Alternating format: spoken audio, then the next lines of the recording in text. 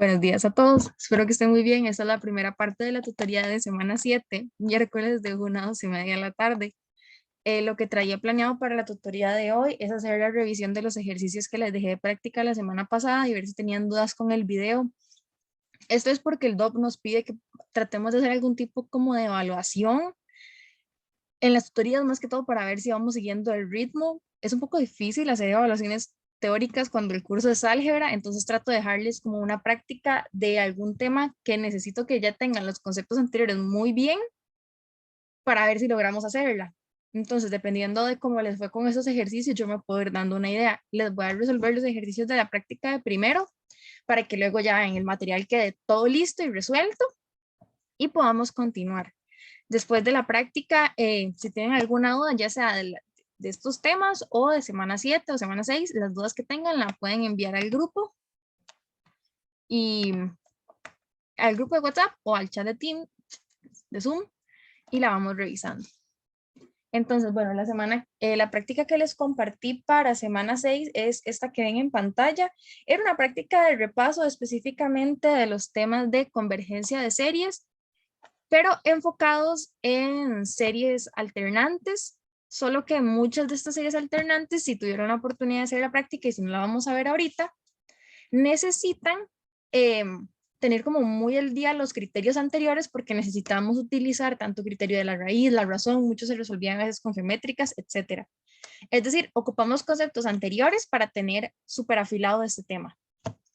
Y también porque hay un concepto que quizás no hemos tenido la oportunidad de practicar tanto, creo que solo hicimos un ejercicio hace una semana, que es con respecto a las convergencias, tanto absoluta como condicional. Y esto lo vimos con series de potencia cuando tenemos que calcular los intervalos de convergencia. Entonces nos preguntaban, bueno, ¿cuál es el de convergencia absoluta y cuál es el de convergencia condicional?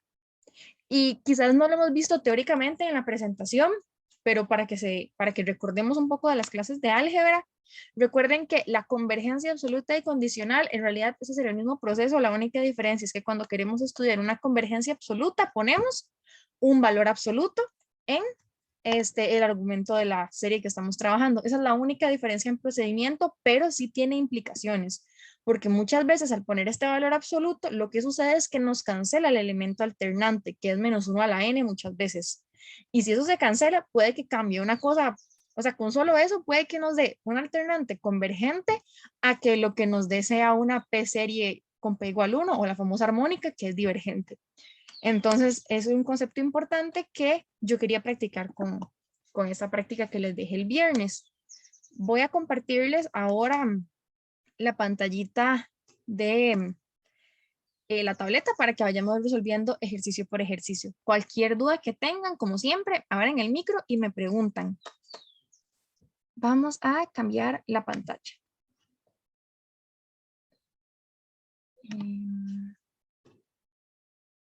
Acá, y empezamos.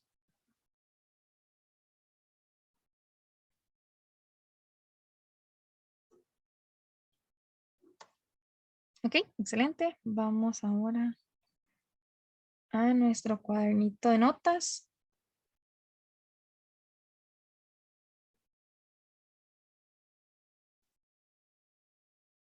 Es este.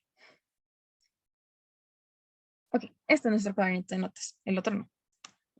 Vamos a ver. El primer ejercicio de la práctica, voy a tratar de tener el chat abierto por si alguno veo que levanta la mano o abre el micro. Zaira. Voy a abrir el ejercicio aquí para poder copiarlo.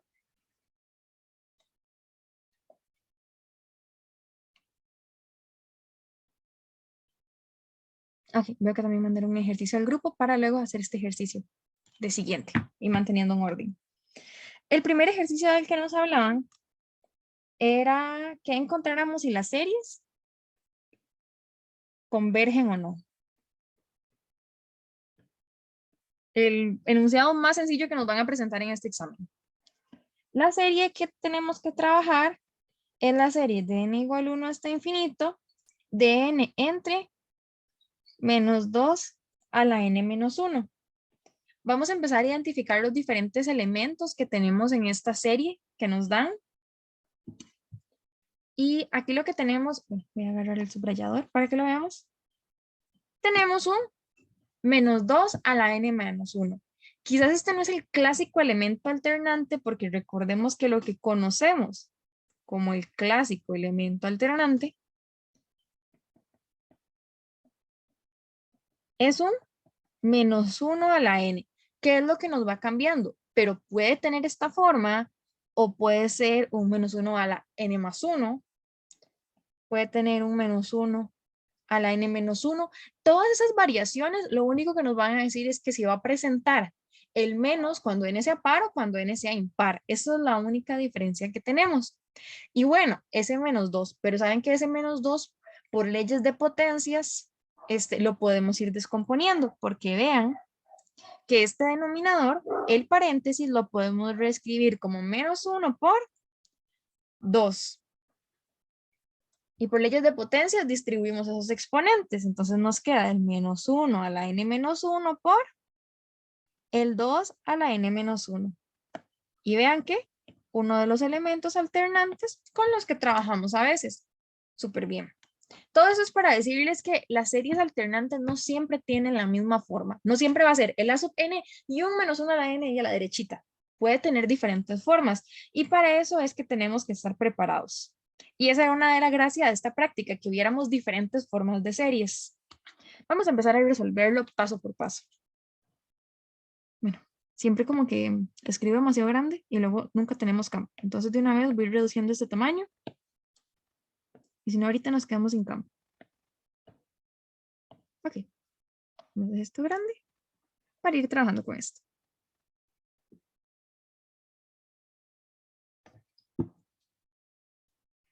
Normalmente cuando no nos dan la forma directa del elemento alternado, lo que nosotros podemos hacer es darle esa forma clásica que a nosotros nos gusta, que es elemento alternante por a sub n toda dentro de la serie. ¿Y eso cómo lo hacemos? Como vimos aquí, aplicando leyes de potencias. Vamos a ir haciendo el ordenado. Una vez que nosotros identificamos que este es el elemento que yo quiero poner alternante, entonces en la suma vamos a ir descomponiendo por leyes de potencias.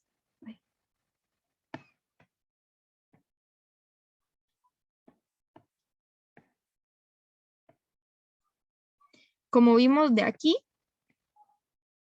eso se puede descomponer como menos 1 a la n menos 1 por 2 a la n menos 1. Pero normalmente nuestro elemento alternante no está en el denominador, sino que está en el numerador. Y eso, la única diferencia es como si pusiéramos un menos 1 en el numerador del, perdón, en el exponente, un poquito grande. Aquí. O sea, sacáramos un menos 1 porque recuerden que cuando tenemos, por ejemplo, un a a la menos 1, eso se lo escribe como 1 entre a. Este menos es el que nos permite pasar al final. Cumple la misma función. Si yo tengo 1 entre a la menos 1, eso es nada más como si expandiéramos por medios y extremos por extremos. Entonces nos queda el 1 entre 1 que viene de este de aquí.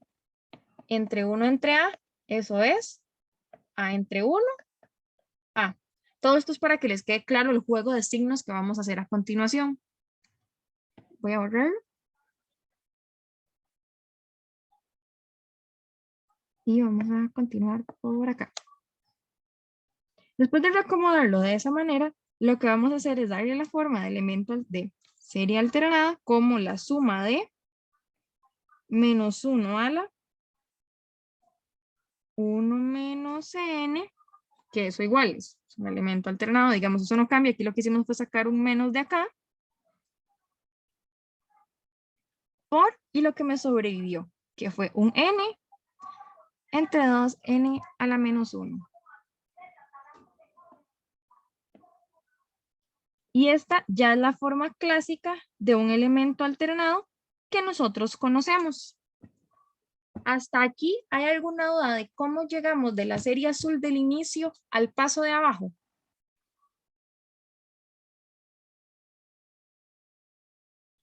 Creo que no. Entonces voy a continuar aplicando el criterio. Si ahorita alguien me surge una duda de cómo llegamos a eso, me interrumpen. Ya que nosotros estamos 100% seguros y seguras de que esto es una serie alternada, lo que vamos a hacer es aplicar el criterio. Recuerden que el criterio de la serie alternada es muy sencillo, muy bonito porque solo consta de 2 secciones. El primero pruebe que A sub n es decreciente y el segundo pruebe de que su límite es igual a 0. Si alguno no se cumple, no podemos concluir por este criterio. Específicamente, si el del límite no se cumple, o sea, no pierdan el tiempo. Si les da diferente a 0, ustedes concluyen es divergente por criterio de divergencia. Yo sé que este fue el primer criterio que vimos, entonces quizás en semana 7 ustedes dirán, no me acuerdo muy bien de este criterio. ¿Cuál será? Pero recuerden que eso es muy importante porque lo que nos decía es que si yo tengo la suma de A sub n, si yo saco el límite de A sub n, es decir, del argumento, y me da diferente de 0, inmediatamente ustedes decían que esto diverge y por eso se llama criterio de la divergencia.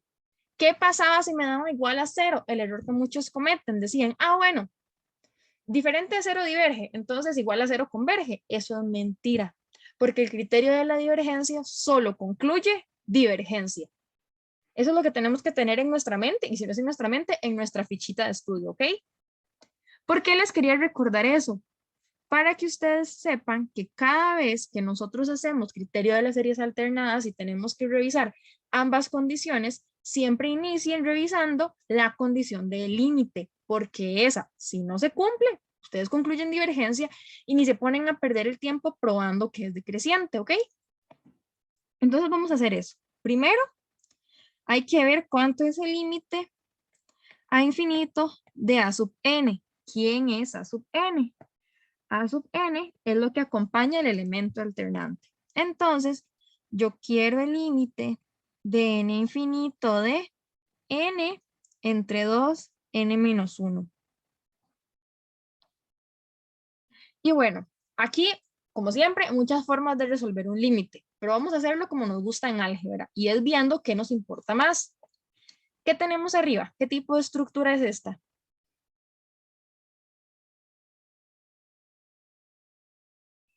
¿Alguno se acuerda?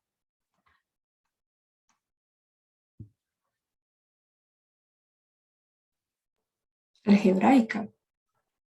Ok, sí, es una estructura algebraica del tipo polinomio grado 1. Polinomio, gracias, grado 1. Y el de abajo es una estructura que nosotros llamamos potencia, que consiste de una base y un exponente. ¿Se acuerdan que en álgebra, y todos estos se van a les he repetido que existe algo que se llama línea de tendencia y que siempre hay un tipo de estructuras que importan más que otros? ¿Dónde? En el infinito. Pero adivinen hacia dónde es el límite. En el infinito, en un lugar lejos donde nos importa. En el infinito, ¿qué es donde nos importa? ¿Quién importa más? ¿El polinomio o la potencia? La potencia. Exacto, muy bien. Entonces, como la potencia importa más, es como si en el infinito lo que tuviéramos es algo que se comporta chiquitico como una constante, o sea, algo insignificante como el n en este caso a comparación de la potencia. Si el infinito que me importa está en el denominador, la forma de este límite va a ser una constante entre infinito. Y de cálculo diferencial aprendimos que esto era. Exacto, eso es 0. Como el límite de A sub n me da 0, primera condición, check. Vamos con la segunda condición. La segunda condición, lo que nos dice, vamos a verle aquí a la presita.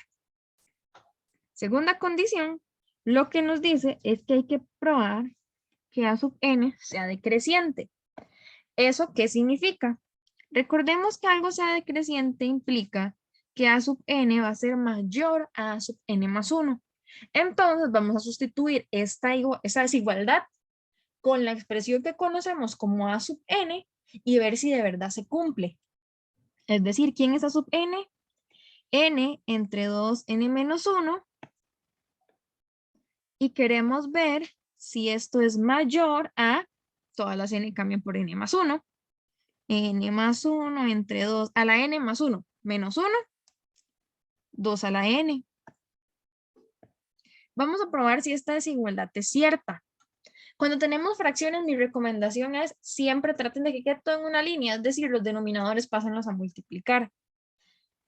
Los que funcionen, ¿verdad? Vean cómo podemos pasar a multiplicar en este caso, para que nos quede todo lo que tenga 2 de un lado y todo lo que no tenga 2 del otro. Este 2 a la n lo voy a pasar a multiplicar, porque lo que divide pasa a multiplicar. Y esta n que está multiplicando la paso a dividir, porque lo que multiplica pasa a dividir. Y lo que nos queda va a ser 2 a la n entre 2 a la n menos 1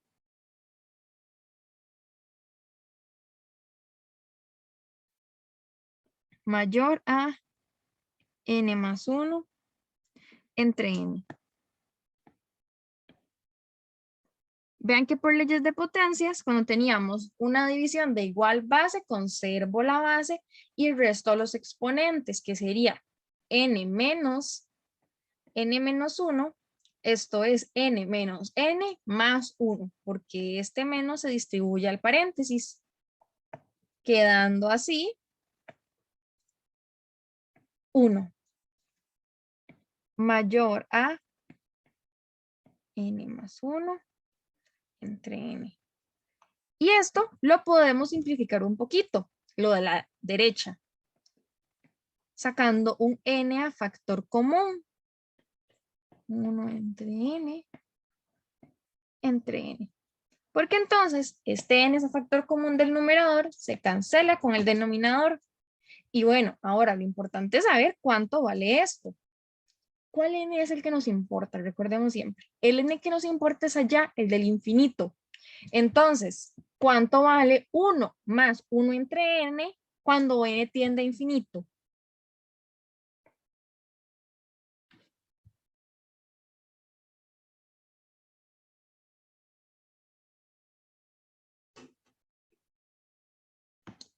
Uno entre infinito, cuando uno tiende a infinito es 0. 1 más 0, 1. ¿Qué nos queda? 2 es mayor que 1. Eso es verdad. ¿Sí? Eso siempre es verdadero. En los números naturales 2 es mayor que 1. Bueno, en eso y en todos los números. 2 es mayor que 1.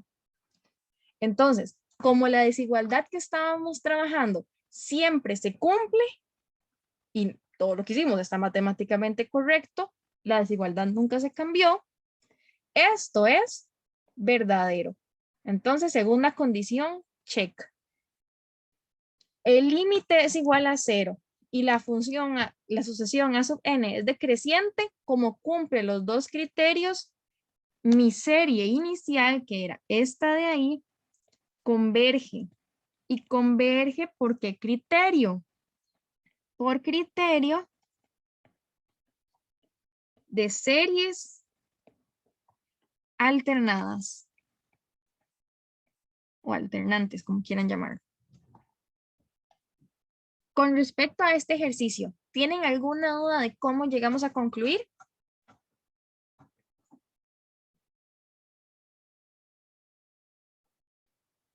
Todo claro.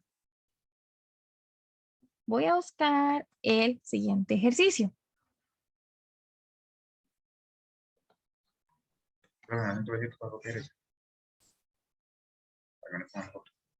Perdón, José, no te escuché. ¿Puedes hablar un poquito más duro? No, me das un toquecito para copiar esta parte, para eso no te corto. Claro, claro, ahí te lo dejo. Mientras tanto, yo me voy a fijar cuál es el ejercicio que nos toca ahora. Y voy viendo el que mandaron al grupo de tutorías para ver. Ok, genial. Estamos con números. Gracias. Ya no dije nada. Pero sí, ya me acordé con qué estamos. Vos me avisas, José, cuando ya. Ya, listo. Buenísimo. Vamos a continuar. Voy a acelerar un poquito el paso. Yo sé, yo siempre soy acelerada, pero un poquito más de lo normal, porque viendo la consulta de José en el chat de WhatsApp, veo que ya cambiaron de tema y este tema también me gustaría que lo lleváramos al día, entonces también para hacer ese ejercicio de práctica. Voy a seguir con la practiquilla que tenemos nosotros por acá. Voy a hacer uno que creo que quizás nos pueda haber causado un pelito más de dudas, más que todo por la forma en que hay que estudiar la desigualdad. Entonces, voy a agarrar ese ejercicio para hacer primero, ¿ok?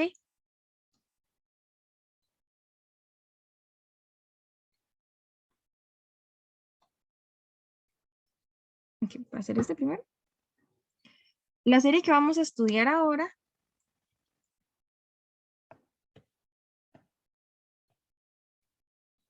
es de n igual 1 hasta infinito,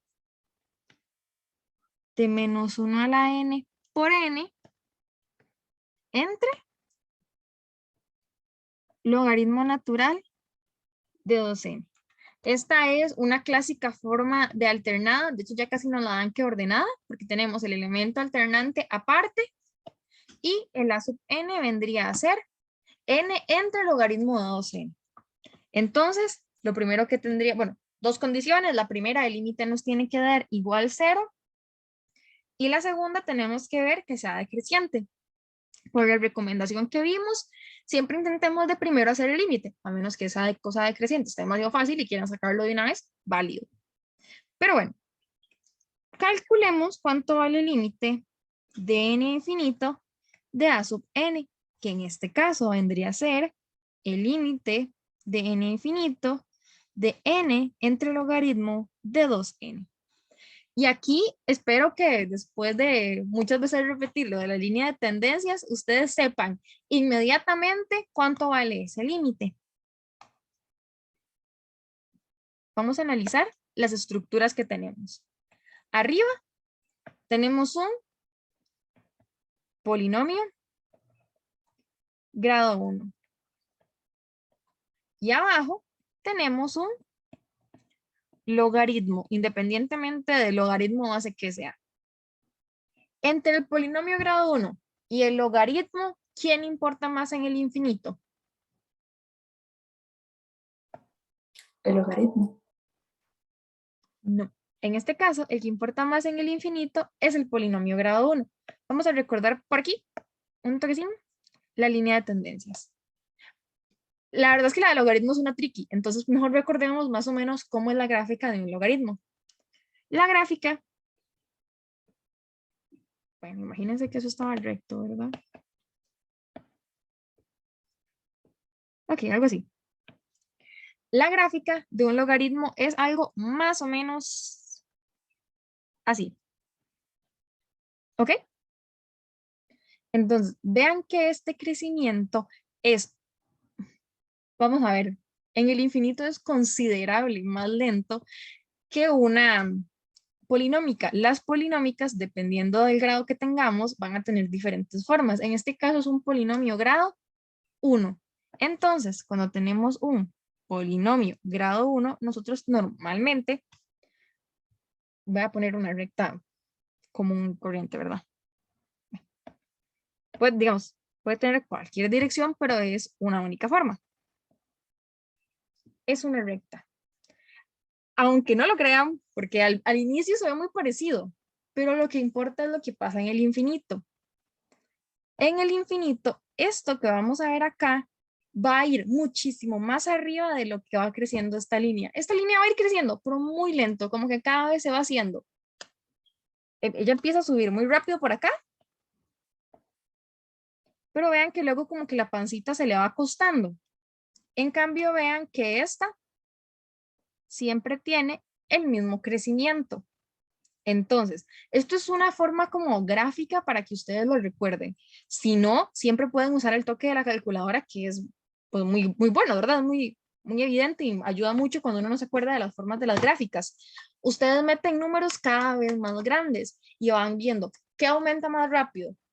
Cuando uso n igual 1000, ¿qué es más grande? ¿Un n o un logaritmo de 2n? Eso también les puede ir ayudando. Pero las gráficas siempre es una buena opción. A mí me gusta mucho con gráficas. Entonces, lo que ustedes deseen. Espero que con cualquiera de las maneras, para ustedes sea ahora más fácil identificar que entre un polinomio grado 1 y un logaritmo, quien importa más en el infinito es el polinomio grado 1. Entonces, en el infinito, este límite se va a comportar como lo que importa en el infinito, que es la n, entre algo considerablemente más pequeño, que en el infinito se va a comportar casi como una raya. ¿Y qué se comporta como una raya?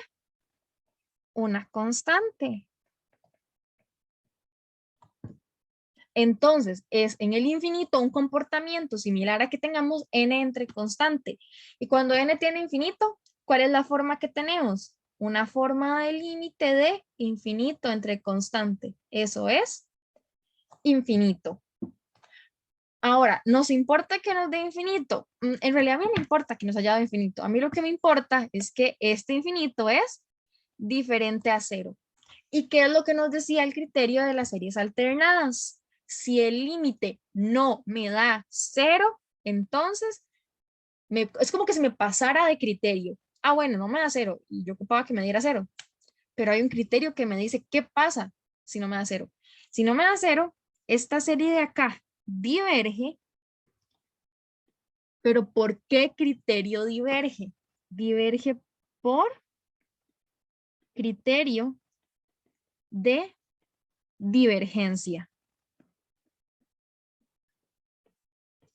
Consideren que esta aclaración que les estoy diciendo es importante porque existe la posibilidad de que en el examen a ustedes les pongan esta serie y nos digan, díganme si converge y diverge por qué criterio. Y les van a poner 4 opciones. Y en una de las opciones va a decir diverge por criterio de series alternadas. Ustedes, sí, esta es una serie alternada y me diverge por ese criterio. Y no. El criterio de las series alternadas nos va a ayudar a concluir cuando converge o cuando no es decreciente. Pero en este caso, lo que sucedió es que el límite es lo que no concuerda con nuestro esquema de trabajo. Y ese límite, cuando un límite de la sucesión da diferente de 0, ese criterio se llama criterio de la divergencia. Entonces, en esas 4 opciones de marque con X, la respuesta sí es correcta, diverge, pero no es correcto que diverge por criterio de series alternadas. En este caso, diverge ¿por qué criterio? Por criterio de la divergencia. ¿Sí, Randy? Profe, ¿podría explicar eso de nuevo, por favor? Claro, claro. Ok, Lo de las series alternadas. claro. Vamos a escribirlo por acá. Como el ejemplo que pusiste en una evaluación. Ok. Vamos a poner aquí un recordatorio.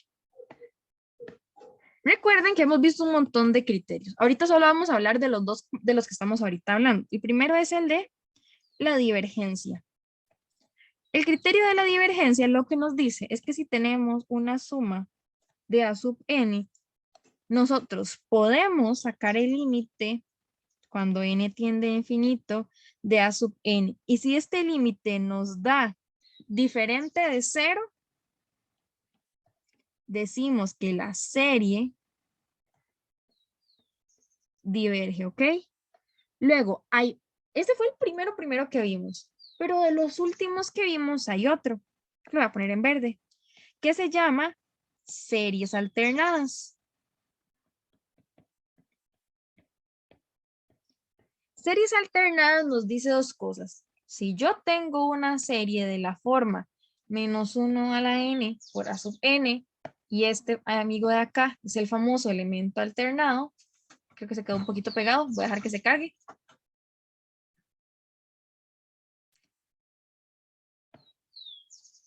Tenemos que revisar 2 cosas. El primero, que este límite de a sub n ahora sea igual a 0. Porque si no fuera igual a 0, el criterio que en realidad estoy evaluando es este de acá. Y la segunda condición es que a sub n sea decreciente. Entonces, mi recomendación siempre es, cuando ustedes vean una serie alternada, la primera condición, que de fijo tienen que evaluar las dos, la primera que deberían hacer es esta. La del límite. ¿Por qué? Si ese límite me da 0, me dice, vas por buen camino. Seguís con series alternadas.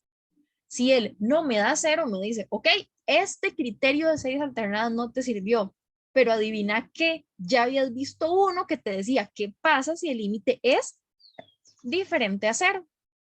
Entonces, imaginémonos el ejemplo de la evaluación. Nos dicen, tome la serie, la suma de -1 a la n de b sub n. Y la pregunta es, ¿converge? ¿Diverge? ¿Y por qué criterio? O sea, ¿qué criterio te ayudó a decir eso?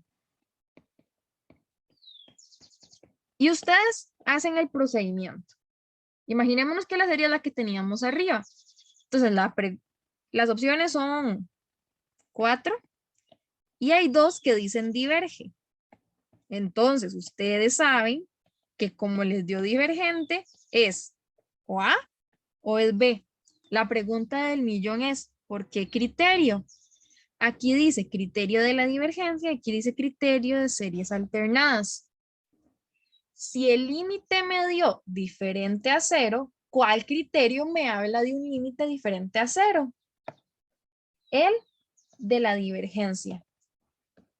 Entonces, quizás yo empecé mi método como alternadas, pero el criterio que me habla de un límite diferente de 0 es divergencia. Entonces, la que yo debo marcar es esta. Esta serie diverge. ¿Y por qué criterio diverge? Por criterio de la divergencia. Porque es el que me lo responde. ¿Se entendió un poquito mejor, Randy? Sí, profe. Súper cool. Ok. Profe. Ujú. En este caso, pero en este caso sí sería. Ah, no es decreciente. En este caso ni siquiera probamos si era decreciente, porque como ya no cumplió que fuera el límite igual a 0, ya sé que no me va a, bueno, de una vez sé que me va a diverger. Y la pregunta del ejercicio era, ¿converge o diverge? Entonces, en el caso del ejercicio que estábamos haciendo, ni siquiera seguimos haciendo la segunda condición de series alternadas. Y es por eso que es importante siempre empezar con el de límite, porque en el caso de que diverja de un solo, me ahorro el trabajo de lo decreciente. ¿Sí, Belén? Una pregunta, ¿para aplicar el criterio de la divergencia afecta o no si tomamos en el A sub n, digamos, si consideramos el término alternante -1, el -1 a la n? Digamos, porque en este caso A sub n fue todo el criterio de la serie menos esa parte, el -1, pero en el criterio de la divergencia se suele tomar todo el término general. ¿Sí me explico? Sí, sí entiendo. Al final, dependiendo de lo que nos dé límite, claramente. Pero vamos a ver, igual nos va a dar la misma respuesta. ¿Por qué? Porque si tomamos el menos, pues me va a acabar la batería.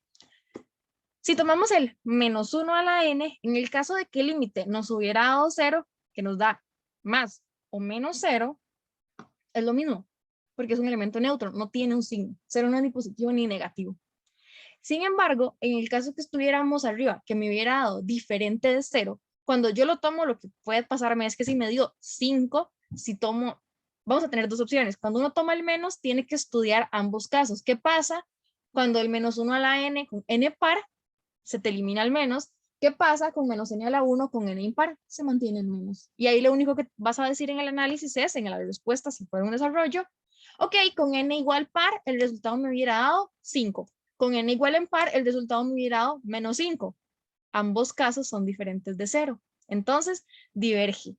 Nunca te va a pasar que en un caso te dé 5 y cuando le pones el menos te va a dar 0. O sea, eso no puede pasar porque es lo único que hace ese elemento alternante es ponerte más, menos. Y el 0, que es lo único que nos diría si converge, no tiene signo. Más 0 o menos 0 es lo mismo. Entonces, si lo analizamos con el signo, la única diferencia en el procedimiento es que hay un punto donde tenés que analizar qué pasa cuando este menos está y qué pasa cuando este menos no está. Y la única diferencia en la respuesta final es el signo, pero te va a dar lo mismo. Un poco más claro. Gracias. Un gusto. ¿Alguna otra duda con respecto a este ejercicio antes de pasar? Creo que no. Voy a continuar.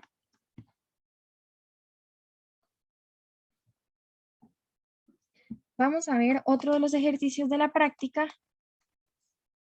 que podríamos estudiar. Los siguientes ejercicios trataban sobre la convergencia absoluta y condicional. Entonces, como recordatorio, vamos a anotar aquí qué implicaba cada cosa. Convergencia absoluta, condicional. Y de una vez les digo, es lo mismo. Cuando que veo la mano levantada de Belén, no sé si tienes otra pregunta para empezar con esa.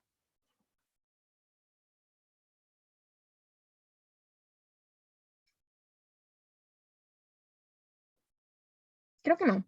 Entonces voy a continuar, si no cualquier cosa, abrís el micro y me interrumpís.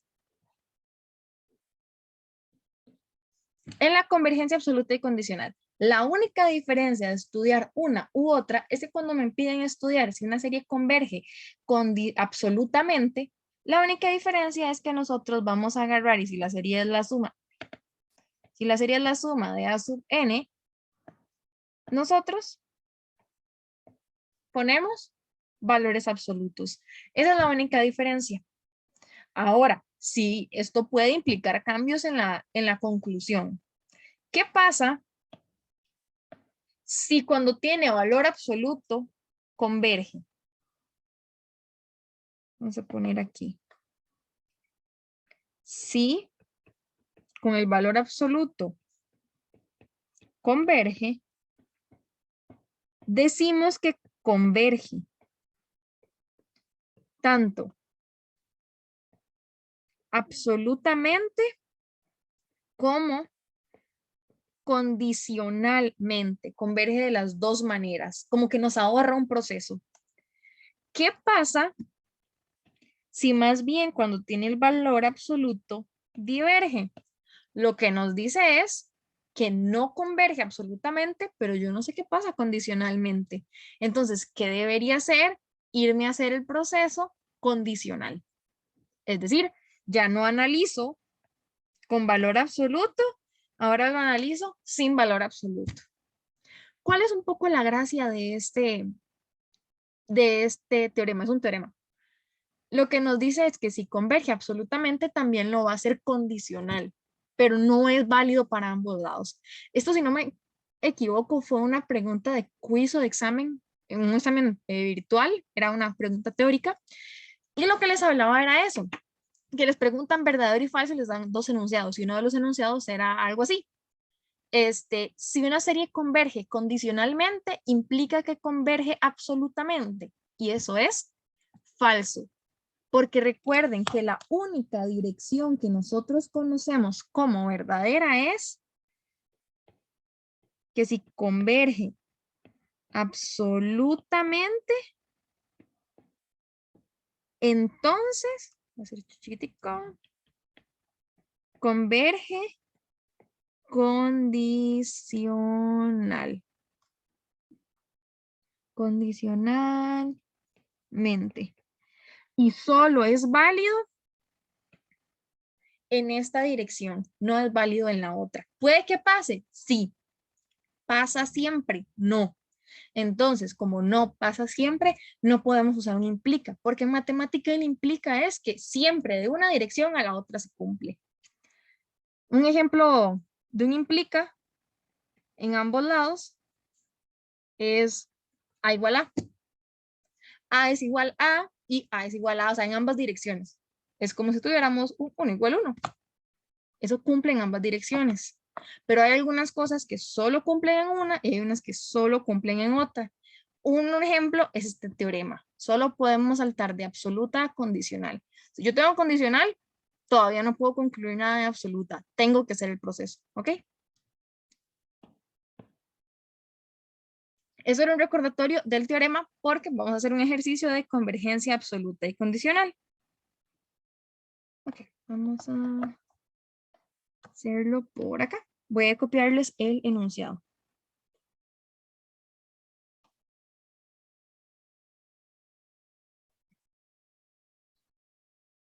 Vamos a decir que tenemos la serie n igual 1 hasta infinito de menos 1 a la n.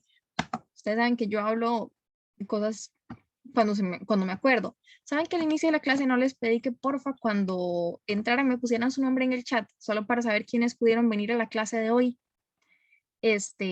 Entonces, solo para revisar y tomar asistencia. Eso era todo. Cierro paréntesis administrativo. Continúo con la serie. Es n menos 1 a la n por n más 1 medios. Toda esa expresión está en el exponente del menos 1. Y esto lo divido entre 3 a la n.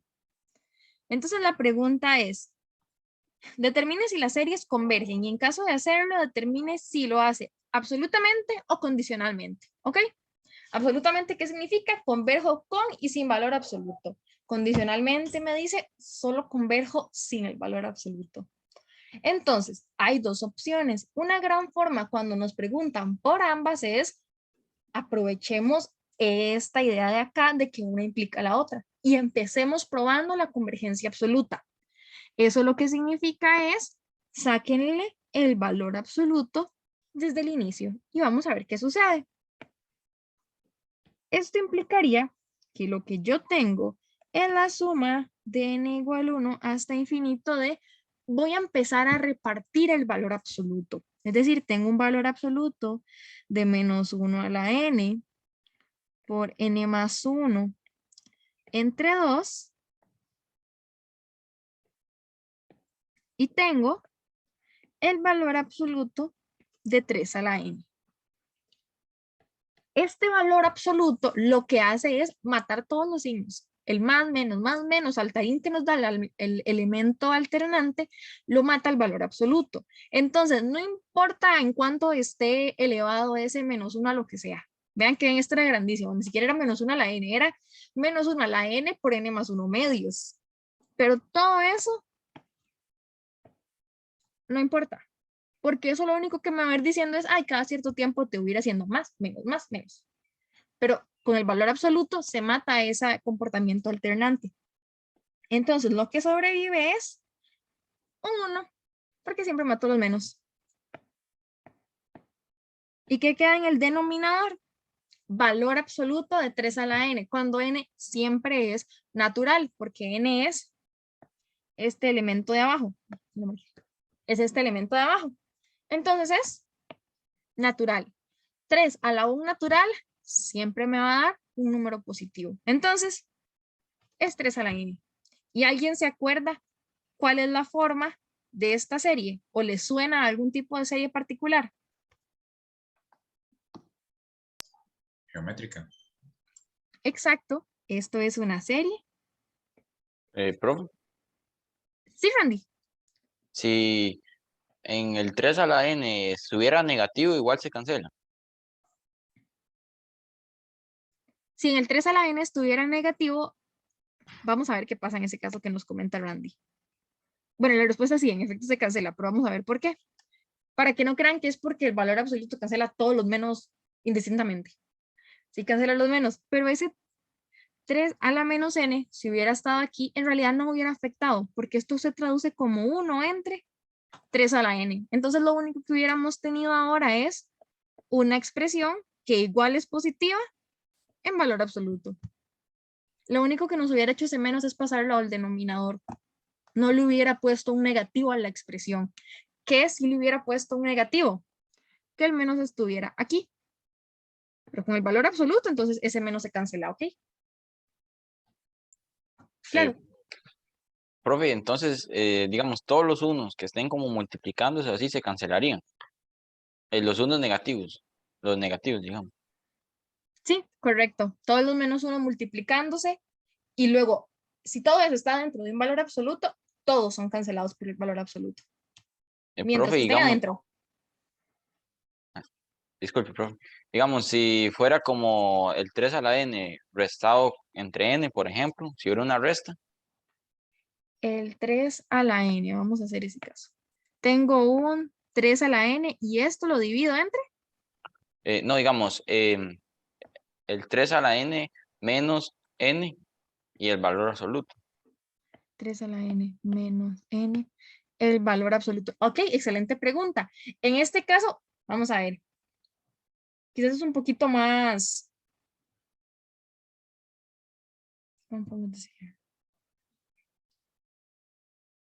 En este caso no es tan directo porque tenemos que analizar qué es lo que está negativo. En este caso, lo que está negativo es el polinomio. Entonces tenemos que ir viendo, cuando aumente esta n, ¿quién va a tener un comportamiento más grande? O sea, ¿quién va a ser más positivo? En este caso, como lo que tenemos al frente es un 3 a la n, y nosotros sabemos que un 3 a la n es mucho mayor que un n, y ustedes lo pueden ir probando, cuando van aumentando ese n, este valor va a ir aumentando y ese también, pero ¿quién aumenta más rápido? Este. Entonces, esa resta siempre va a dar positiva. El valor absoluto nos puede cubrir en el caso de que al principio no sea claro. Al principio puede que sí me den algunos negativos, en este caso específico no, porque este caso siempre cumple. Por ejemplo, cuando n igual a 1 sería 3 a la 1 menos 1, eso sería 2 positivo. Y así cuando vayamos aumentando, con n igual 2 sería 3 a la 2, 9 menos 2, 7, sigue positivo y cada vez va a darles más positivo. Si hubiera sido al revés, por ejemplo, vamos a cambiarle el orden.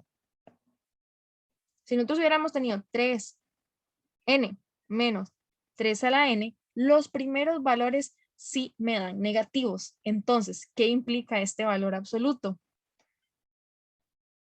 Que sacáramos un menos a factor común y esto lo que me da es esta expresión. Y ya vimos que el valor absoluto mataba este menos. ¿Y qué acabamos de ver de este ejemplo? Que esta expresión 3 a la n menos n siempre es positiva. Entonces, esto se puede reescribir como 3 a la n menos n. El valor absoluto de n menos 3 a la n es 3 a la n menos n, que es esto de aquí abajo. Un poquito más claro, Randy.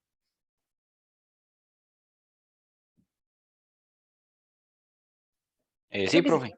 Buenísimo, Muchas buenísimo. gracias. Con gusto. Esta observación que nos hizo Randy está muy buena, entonces ni siquiera la voy a borrar. La voy a agarrar en esta esquinita, nada más la voy a poner arriba. Porque está súper bueno que recordemos cómo trabajar las diferentes formas del valor absoluto. Tenemos acá. Ok. Volviendo a este ejercicio. Como me habían dicho, en efecto, es una geométrica. Entonces, recordemos cómo hacíamos para estudiar una serie geométrica.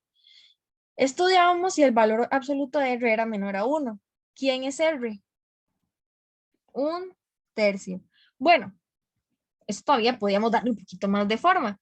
Y es por leyes de potencias escribir un tercio a la n, ¿verdad? Pero es opcional. Ya desde el paso anterior ustedes habían visto que era geométrica. Esto es opcional. Eso es para que quede nada más claro de que el R es un tercio. Y nos preguntamos, ¿un tercio es menor que 1? Eso es un sí. Sí es menor que 1. Entonces, esto es una serie convergente. Podríamos sacar el valor de convergencia, pero ahorita no nos importa. Lo que importa es que sí converge. ¿Y con qué lo estudiamos? Con valores absolutos. Entonces, sí converge absolutamente. ¿Qué significa que converge absolutamente? Que converge tanto si tuviera valores absolutos o si no los tuviera. Converge de las dos maneras. Preguntémonos, porque es muy válido, ¿qué pasa si yo me hubiera dado que diverge? ¿Cuál es la respuesta? No converge absolutamente, pero todavía me tocaría irme a otro lado y decir, ok, entonces, ¿qué pasa sin el valor absoluto? Porque puede que converja solo condicionalmente o puede que siempre diverja. Si no me hubiera concluido en el paso anterior, ustedes todavía deben hacer esto. Pero ¿cuál es la gracia? La gracia de sabernos este teoremita de acá, porque entonces me dice, ok, vamos a ver si me puedo ahorrar tiempo en el proceso. ¿Y cuál es ese ahorrar tiempo? Solo hacerlo con valor absoluto. ¿Existe la opción de que ayude? Existe la opción de que no. Es válido. ¿Todo claro con ese ejercicio?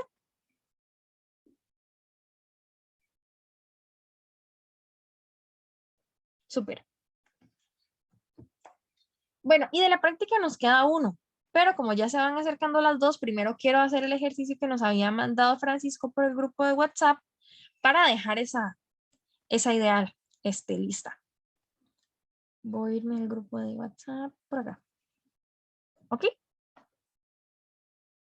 Este es un cambio de tema un poquito muy drástico, porque vamos a pasar de hablar de algo muy abstracto como son las sumas infinitas a empezar a hablar en un mundo donde ahora existen las raíces negativas. La mate es muy cool porque la mate tiene muchas reglas, pero cuando las reglas nos estorban lo que estamos haciendo, entonces creamos un nuevo mundo en el cual esa regla no existe. Ese es el caso de estos números. Los números complejos es un mundo donde nos dijeron, la verdad es que yo sí quiero hacer raíces negativas, entonces voy a crear un mundo en el cual voy a inventar una letra, un número i, que es raíz de -1, y voy a romper los esquemas que teníamos hasta ahora. En eso consiste la matemática. Así fue como se creó en su momento los números enteros, de ahora no solo quiero números para contar, los naturales se crearon para contar, ahora ocupo números negativos, entonces se crea otra familia de números, y así es como la matemática va avanzando, por antojo, porque les da la gana. Vamos a hacer un ejercicio ahora de un tema un poquito diferente.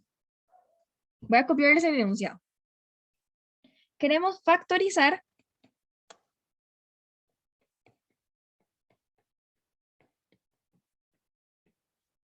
la expresión 25z a la 2 más 12. Estoy tratando como de encontrar las palabras.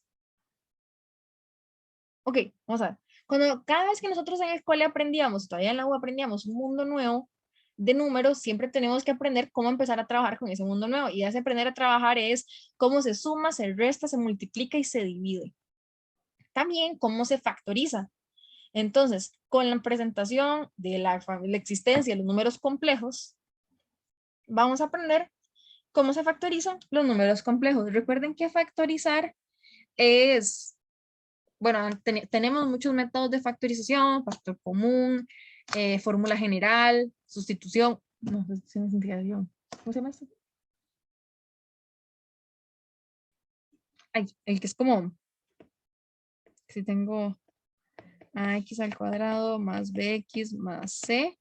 Entonces aquí escribíamos como el valor de aquí, o sea, los productos que forman estos extremos y luego los multiplicamos en cruz y luego los sumamos. Inspección, profe. Gracias, Randy. Inspección. La cosa es que muchísimos métodos, todos esos nos funcionan. La única diferencia es que ahora tenemos como una regla menos e implica una regla más. Una regla menos es que antes decíamos no existen las raíces negativas, o sea, no puede quedarnos, cuando teníamos un índice par en la raíz, no podíamos tener raíces negativas. Ahora sí existen. Ahora, más bien, vamos a llamar a la raíz cuadrada de -1, a eso le llamamos i. Esta i es lo que nos va a empezar a definir los números complejos. Entonces, muchas veces en cálculo, en mate general, en elemental, cuando ustedes factorizaban, a veces decían, y esto ya no se puede factorizar más. Y eso siempre es verdad. La mate, las verdades no cambian, solo que antes como que se camuflaban un poco. Antes decíamos, esto no se puede factorizar. Ahora vamos a aprender a decir, esto no se puede factorizar en R, porque en R no existe la raíz cuadrada de un número negativo. Pero cuando las cosas no se pueden factorizar en R, podríamos factorizarlas en C, que C es el número de los números complejos. Entonces, vamos a empezar a factorizar este amigo de acá.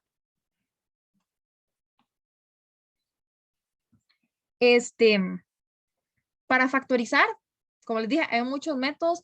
Aquí sí podemos usar el de la fórmula general. ¿Se acuerdan que había un caso en la fórmula general que era cuando el discriminante nos daba negativo? Que decíamos, ok, ya eso no lo podemos usar. ¿Por qué? Porque raíz del discriminante negativo, pues antes no tenía sentido, pero ahora sí la tiene. Entonces una forma de factorizar esta expresión, y pueden haber formas más sencillas, pero esta siempre funciona, es la de la fórmula general. Recordemos qué es lo que nos decía la fórmula general. Bueno, fórmula general y recordemos el teorema fundamental del álgebra. El teorema fundamental del álgebra. El teorema fundamental de la álgebra lo que nos dice es que tenemos tanto de raíces como el grado de nuestro polinomio. Es decir, antes, en cálculo, decíamos, un polinomio de grado 2 tiene a lo sumo 2 soluciones. Generalmente, un polinomio de grado n tiene a lo sumo n soluciones. Eso lo que quería decir es que tiene máximo n, pero puede tener menos. En álgebra vamos a aprender que tenemos que quitar esa parte. Un polinomio de grado n tiene n soluciones. ¿Esas soluciones pueden ser repetidas? Sí, puede que 2 soluciones sean 5. Puede que alguna solución no sea real, como las que vamos a ver en este ejercicio. La solución no es real. Entonces, ¿qué hubiera significado para este ejercicio en los reales? No hay factorización de esta expresión en los números reales o tiene 0 raíces reales. Ahora lo que vamos a decir es, ok, esto es un polinomio grado 2. Por teorema fundamental sabemos que tiene 2 soluciones. Estas soluciones pueden ser iguales, pueden ser diferentes, pueden ser reales o pueden ser complejas, digamos, complejas no reales, porque digamos los reales están dentro de los complejos. Así como los números naturales están dentro de los números enteros, los números enteros, y ellos están dentro de los números racionales y luego esos están dentro de los reales y así. El siguiente globito que vamos a aprender es el de los números complejos, ¿ok? Y en el mundo de los números complejos, que sería como algo así, existe como una división. Está todo este globito que llega hasta los reales y luego están los imaginarios. La única diferencia es que aquí tenemos lo que tiene i y aquí tenemos lo que pues no tiene i. Cuando nosotros escribimos un número complejo de la forma a más bi, esto es un número complejo, con parte real y con parte imaginaria. Existen complejos puramente imaginarios, es decir, parte real igual 0, o existen complejos meramente reales, es decir, parte imaginaria igual 0. Eso es lo que les quiero decir, es como toda la vida han trabajado con complejos, solo que han trabajado con un pedacito de los complejos, y ahora vamos a conocer la totalidad de la familia. Introducción teórica, según yo pequeña, se volvió sumamente larga para hacer este ejercicio de factorización. Entonces, vamos a hacerlo. Vamos a borrar esto, que nos estorba un poquitico.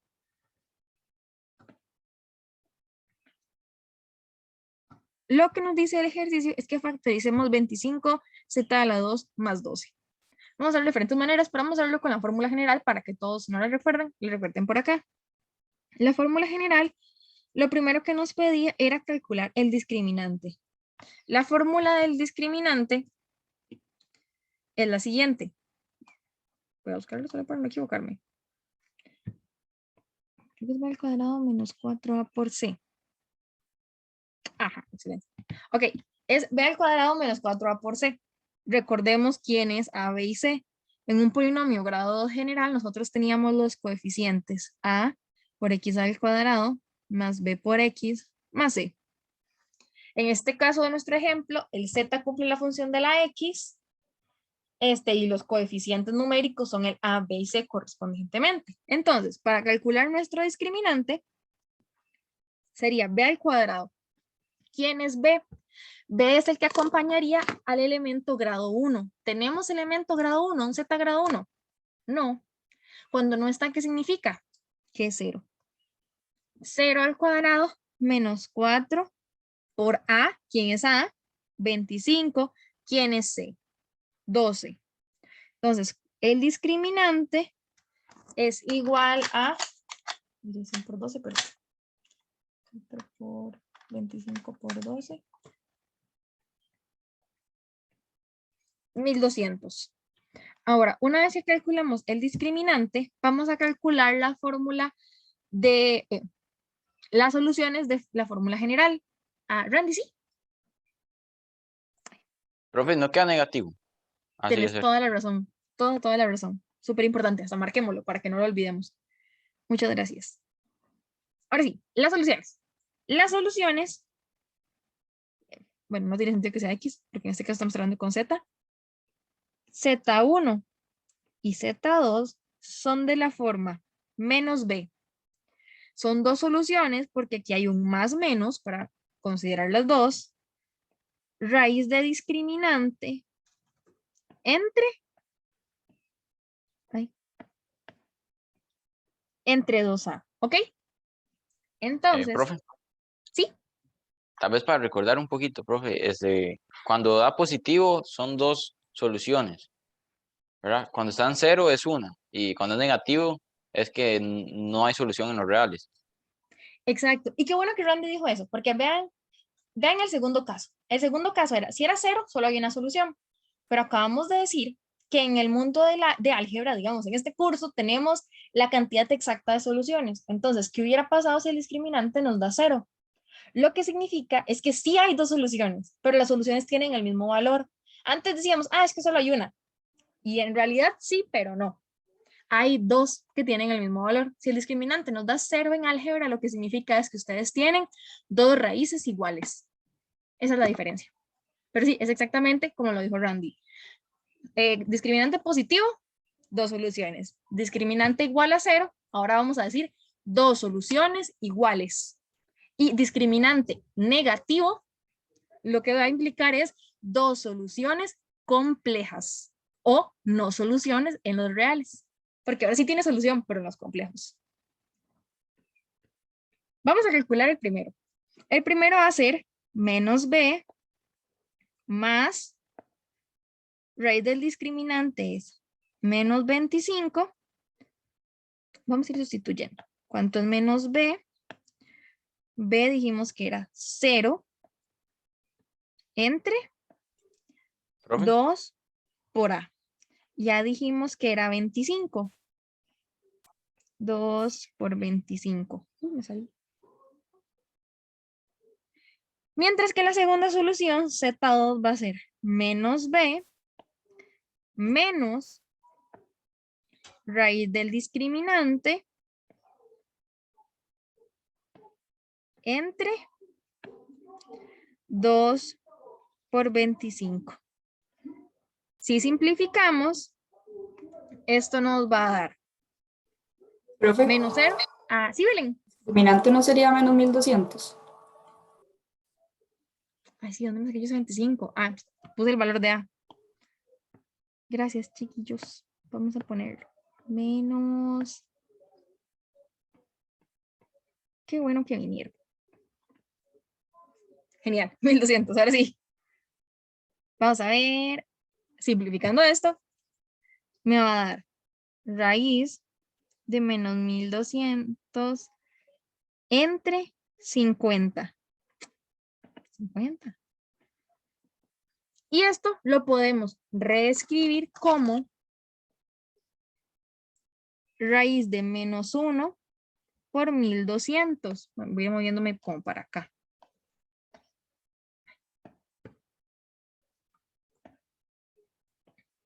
Menos 1 por 1200. Esto es un menos. Y esto se separa como, voy a hacerlo como por acá porque no me va a quedar acá. Raíz de menos 1 por raíz de 1200. Entonces, la raíz de 1200 es 20 raíz de 3. ¿Y quién es raíz de menos 1? Y voy a terminar de simplificar esto un pelito. Esto sería 50 aquí abajo. Esto entre 50. Esto nos va a dar 2 raíz de 3 quintos por i. Y bueno, vean que la respuesta abajo es exactamente lo mismo, pero con un menos al frente de la raíz. Entonces esto es menos 2 raíz de 3i quintos. ¿Ok? Ahora, esto es los ceros, pero yo no quiero los ceros, quiero la factorización. Es como si ya lo tuviéramos casi, nada más es escribirlo en forma de factores.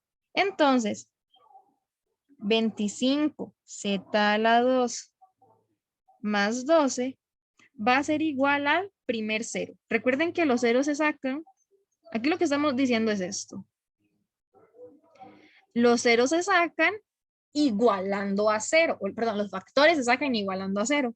Entonces sería Z1 por 5 menos 2 raíz de 3 y eso es pasando todo al otro lado. Y solo para que se vea más bonito, el 5 que está dividiendo pasa a multiplicar.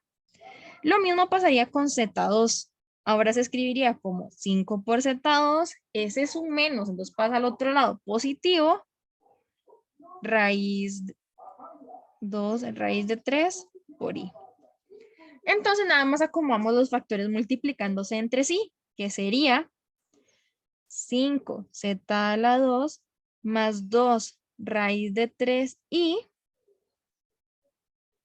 bueno, aquí ya no es necesario poner el z2, es z, es el general, por 5 por z menos 2 raíz de 3 y esta que tenemos por acá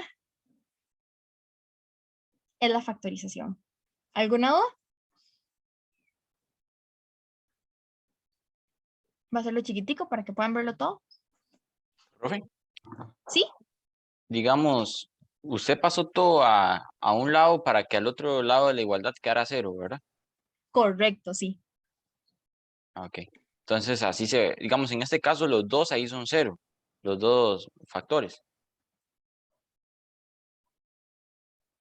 ¿Cómo? Los dos son 0. Digamos, en que estás Z1 y sí, sí, o sea, ahí los dos Z que están no son iguales, ¿verdad? Ok, ya te entendí, sí. Es que a veces me confunde la terminología. Estos que tenemos, voy a marcar en rosado. Lo que voy a subrayar en rosado es lo que nosotros llamamos los ceros, que son, de forma larga, los valores que hacen 0 la expresión. Es decir, si yo sustituyo lo que subrayamos en rosado en la expresión de arriba en verde, nos da 0. Entonces, cuando ustedes les pidan los ceros, nos piden lo que hay en rosado. Si a nosotros nos piden los factores, lo que nos están pidiendo es lo que está marcado en amarillo. Son lo mismo, pero diferentes formas de escribirlo. En rosado los ceros, en amarillo los factores. ¿Por ahí va tu pregunta? Ah, sí, profe, ya ahora sí entendí, digamos, es como cuando uno tiene uno factoriza normal, sin utilizar números complejos, y que si uno dice, bueno, si x es igual a esto, entonces esta de factor me haría 0, entonces da 0 todo. Y si en Exacto, esta sí. otra, aquí es lo mismo. Sí, porque digamos, si ponemos, por ejemplo, Z1, me cancela los 5 y me queda el 2 raíz de 3 por I. Y, pero ocuparía estar negativo, ¿no? Ah, ¿qué se hizo? Bueno, sí, él debería estar negativo por ahí. Sí, este es el negativo que falta, el de acá. Porque Ajá, uno sí, ahora tiene que sí, ser profe. positivo y el otro negativo. Ajá, sí. Excelente. Ok, esta observación es buenísima y en el tiempo que nos queda, bueno, no sé si a José le quedó claro, que fue el que me envió el ejercicio. Demasiado, de hecho. Buenísimo. Voy a dejar de compartir esta pantalla porque ahorita que estamos hablando de ceros y factores, como ahora existen ceros que pueden tener el mismo valor, vamos a hablar de algo que se llama multiplicidad. Y esa es una pregunta teórica que siempre sale en las evaluaciones. Entonces voy a pasarme ahora a la presentación de PowerPoint para que podamos ver este nuevo concepto sobre la multiplicidad de los ceros y de los factores. Randy, ¿sí? Profe, y digamos, en caso de I, ¿cómo hacen después para, o sea, cómo hacen después para saber cuál es el valor? Es que I es un valor que ya se conoce que es raíz de -1. Ajá, pero digamos que salen, digamos, esto lo tienen algún problema y ocupan el resultado. Entonces, pero o sea, si es raíz de -1, ¿cómo lo interpretan o cómo? ¿Me entiende? No, la verdad no. Es que O es sea, como cuando ponemos, por ejemplo, en el área del círculo, hablamos de pi. Y para dar el valor exacto usamos pi. Pi es un valor infinito que es 3,14 mucho, pero no escribimos ese valor exacto, sino que escribimos la respuesta como con pi. En este caso, el número es i. un número imaginario, el número imaginario i, que es raíz de menos 1. Ese es su valor numérico. No se puede dar como un valor decimal o algo así.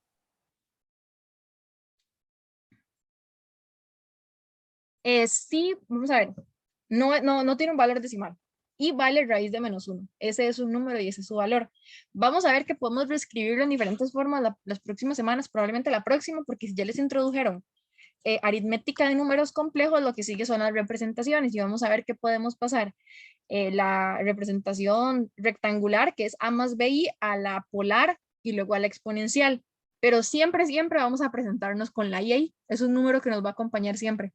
Y lo único que nos está como soplando es ahí, es que no estamos trabajando en el número de los reales, sino que estamos en un mundo mucho más grande. Pero no tiene, vamos a ver, sí tiene un valor numérico y ese valor es raíz de menos 1. Quizás no es un valor que nos ayude a dimensionar, o sea, yo no puedo decir, es que el terreno mide 1000 por raíz de menos 1 metros cuadrados, porque no tiene sentido, pero es que los números complejos no sirven para ese tipo de aplicaciones, digamos, no sirven para medidas, por ejemplo. Un poquito más claro como de por qué no tiene un valor. Sí tiene, pero no sé. Ah, sí, profe. Profe, pero digamos, entonces, ¿cómo los usan? Si no pueden. Usos de los números complejos. En electricidad. Ahorita el que yo me acuerdo, electricidad.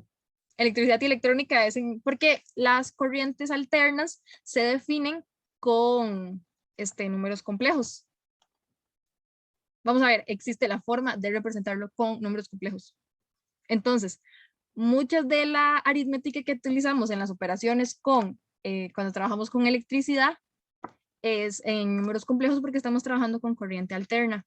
Entonces, la parte en CD, la parte de corriente directa se va a representar por la parte real y la parte alterna se va a representar por los números imaginarios o por la parte compleja del número. Así como aquí tenemos el A más BI, que es la parte real más la parte imaginaria, en electricidad vamos a trabajar con señales, bueno, dependiendo de sus carreras, claro, pero hay carreras donde vamos a trabajar con señales donde la señal tiene tanto una parte, una corriente directa como una alterna. Entonces debemos representar ambas porque ambas son importantes, ambas pertenecen a la misma medición, pero son diferentes parámetros. Entonces es una aplicación. Ahorita es como la que me acuerdo.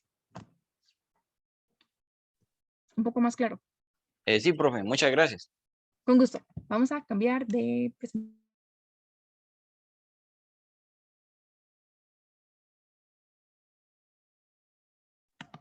Voy a apagar un toque la cámara mientras busque la presentación y ya la vuelvo a encender.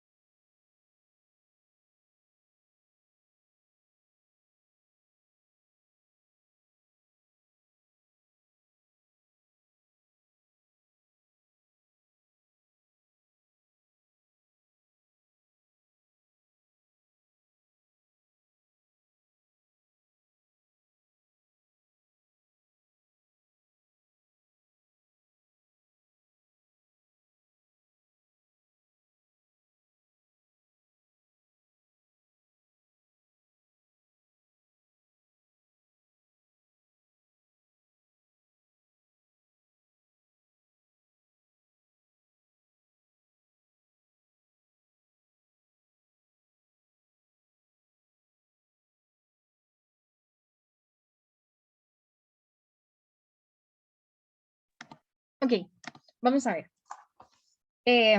Un poco de lo que veníamos hablando era de los números complejos.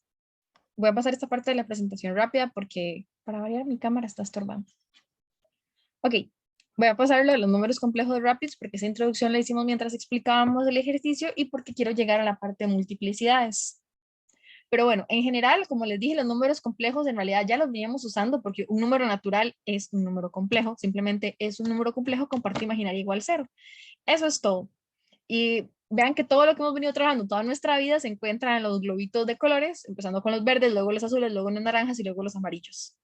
Pero en realidad eso siempre ha estado envuelto en un globito gris que se llama números complejos y la única diferencia es que ahora nos van a decir, hola, por cierto, soy un número complejo y existe algo que se llaman números imaginarios, que han sido como un vecino con el cual antes no nos llevábamos, pero ahora sí.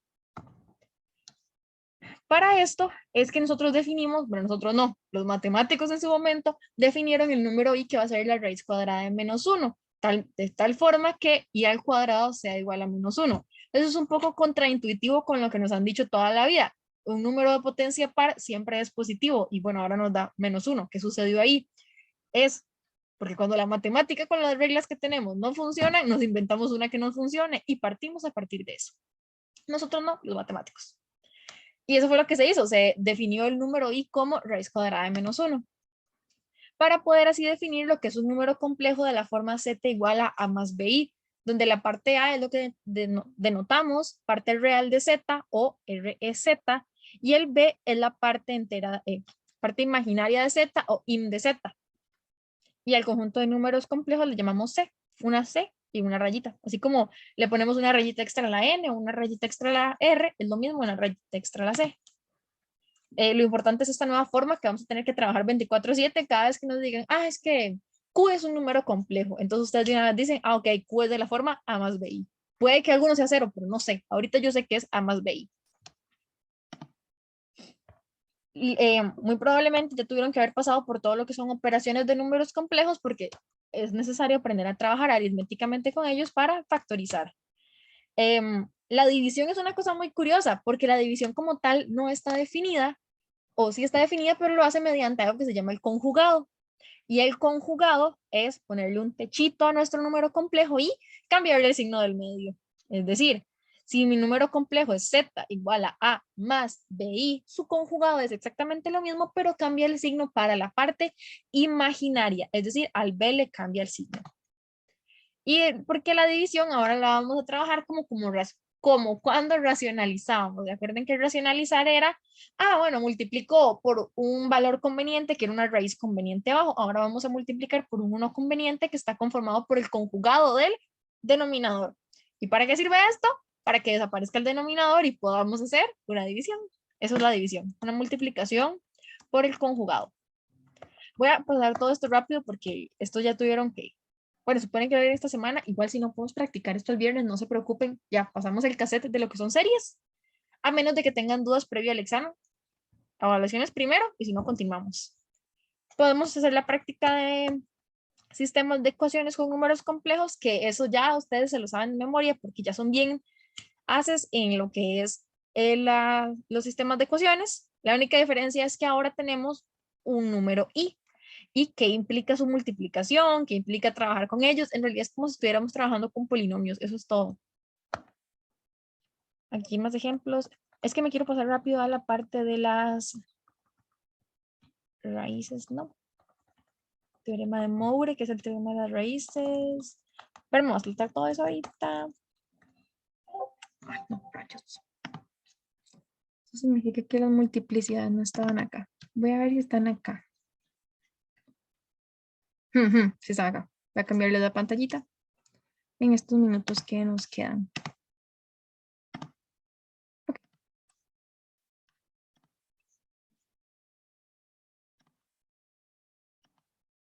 Ok, el teorema fundamental del álgebra era el que veníamos hablando ahorita, que lo que nos dice es que un polinomio tiene exactamente, un polinomio grado n tiene exactamente n raíces. Que eso es decir que un polinomio p de x de grado mayor a 1 tiene exactamente n soluciones. Como el toque extra que le agregamos ahora es que tiene que contar sus multiplicidades. ¿Qué significa contar sus multiplicidades? Es cuando nos topamos como con el caso que nos estaba comentando Randy. ¿Se acuerdan qué pasa cuando el discriminante es igual a 0?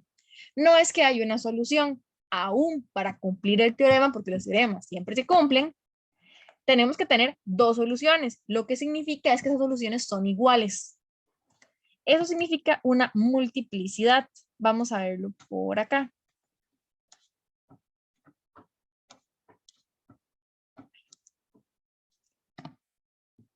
Dice que si P de X es un polinomio grado 1 y C es un 0 de P de X, es decir, C es el valor que se lo sustituyo por X, la expresión me da 0, se dice que C es un 0 de multiplicidad K con K menor o igual a N. Y su factor va a ser X menos C a la K, que aparece en la factorización completa. Vamos a traducir esto, que está como en el lenguaje raro, a un lenguaje entendible. ¿Qué significa que C sea un 0?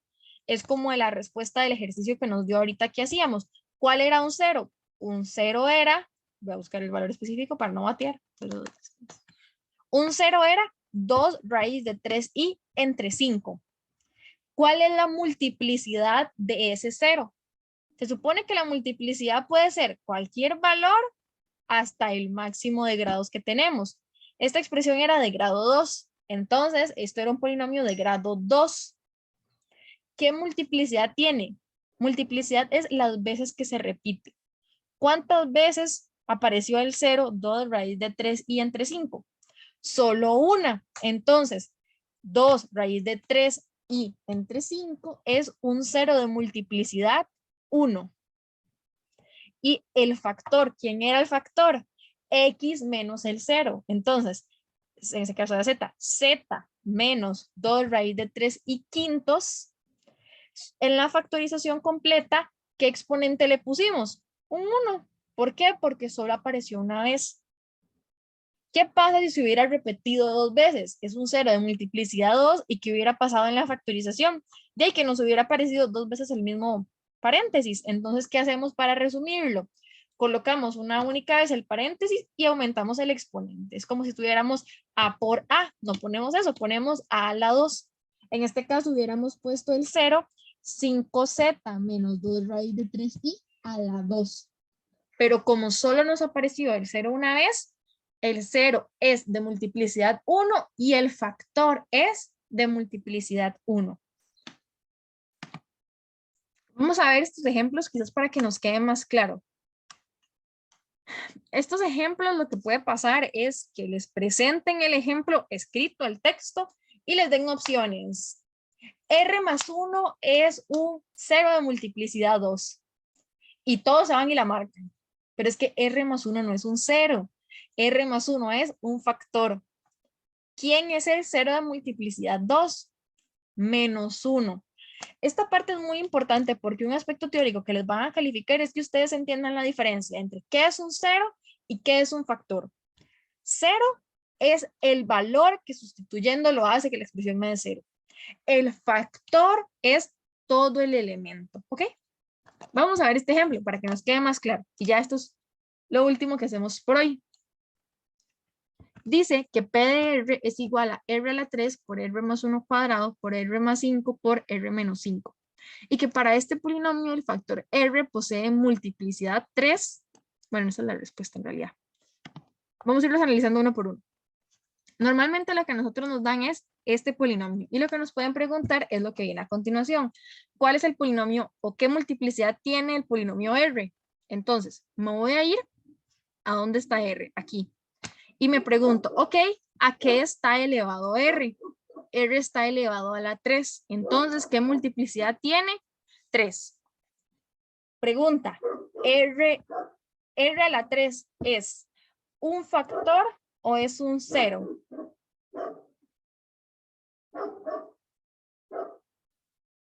Un factor, profe. Excelente. R a la 3 es un factor. ¿Quién es el 0 de ese factor?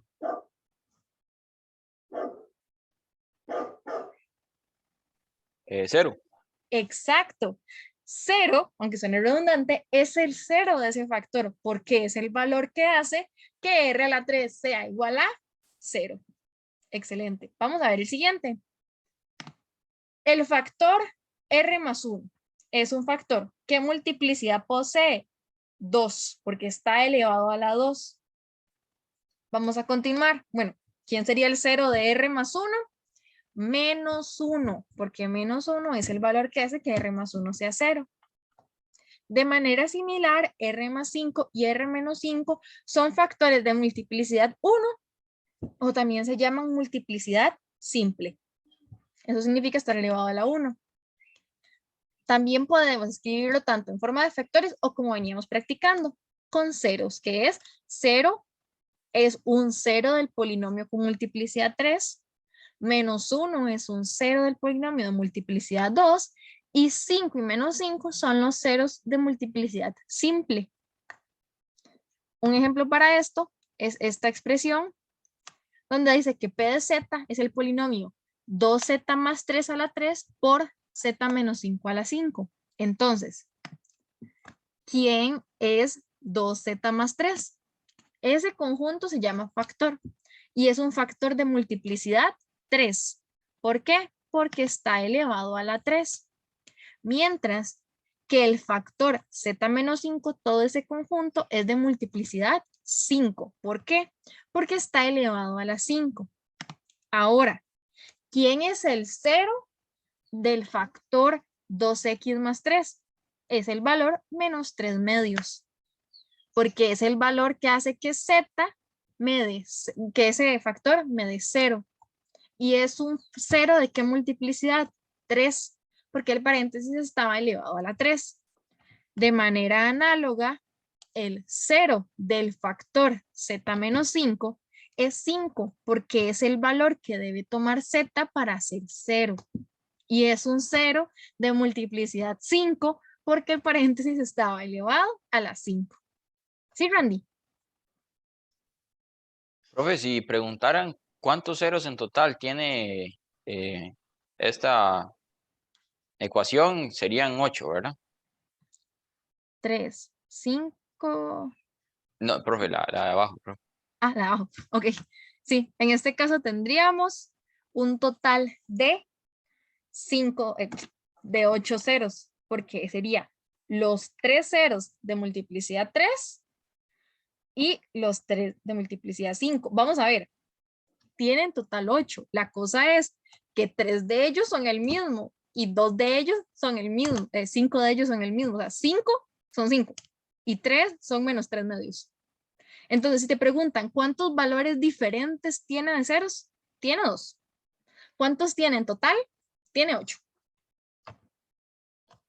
Ok, profe. Y si en lugar de multiplicar, si estuviera por una suma, se toma el del mayor. Sí, ajá, sí, correcto. Para estos estudios, digamos, para el estudio de las multiplicidades, siempre tiene que estar factorizado al máximo. ¿Y qué significa eso? Solo pueden haber multiplicaciones. Pero entonces en el caso de que esté una suma, sí, tendríamos que tomar el más grande o idealmente factorizar al máximo. ¿Todo bien? Buenísimo. Y les robé 6 minutos de su tiempo, así que hasta aquí llegaría la clase de hoy. Más bien, muchas gracias por acompañarme y nos vemos el viernes a la 1 de la tarde.